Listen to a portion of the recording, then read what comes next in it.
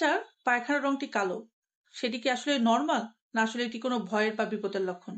আসুন জেনে নিই। আসসালামু আলাইকুম, আমি ডাক্তার জেসমিন সুমান, নবজাতক শিশু রোগ বিশেষজ্ঞ। আশা করি আদর শিশুকে নিয়ে সুস্থ আছেন, ভালো আছেন।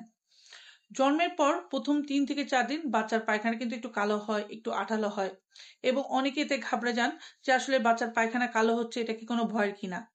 এই যে জন্মের 3 থেকে 4 দিন পায়খানাটি কালো করা, এটা কিন্তু একদম নর্মাল। একে আমরা বলি মিকোনিয়াম। এটি একদম স্বাভাবিক, এই কালো পায়খানা। তবে দেখা যায় জন্মের কয়েকদিন পর থেকে যে কোনো বয়সে বাচ্চার পায়খানা যদি কালো হয়, সেক্ষেত্রে কিন্তু তা বিপদের লক্ষণ। তবে এই যে কালো হচ্ছে, সেক্ষেত্রে কয়েকটা জিনিস আগে খেয়াল করবে। একটা হচ্ছে বাচ্চাকে কোনো আপনি আয়রন জাতীয় ওষুধ খাওয়াচ্ছেন কিনা। কারণ অনেক সময় বাচ্চাকে দেখা যায় আমরা আয়রন স্বল্পতার কারণে আয়রন জাতীয় ওষুধ খাওয়াচ্ছি, সেই কারণে কিন্তু বাচ্চার পায়খানাটি কালো হতে পারে।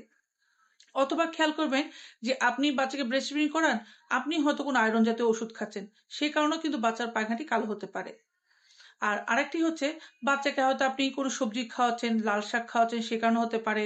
অথবা আপনি ড্রাগন ফল খাওয়াচ্ছেন বা বিটরুট, এগুলোর কারণে কিন্তু বাচ্চার পায়খানাটি কালো হতে পারে। সেক্ষেত্রে আপনি অবশ্যই খেয়াল করবেন যে আসলে বাচ্চা কোনো আয়রন জাতীয় খাবার খাচ্ছে কিনা, বা আপনি খাচ্ছেন কিনা, বা কোনো শাকসবজির কারণে হলো কিনা। যদি এই কারণগুলো না থাকে, বাচ্চার পায়খানা কালো হয়, তাহলে তা কিন্তু একটু বিপদের লক্ষণ।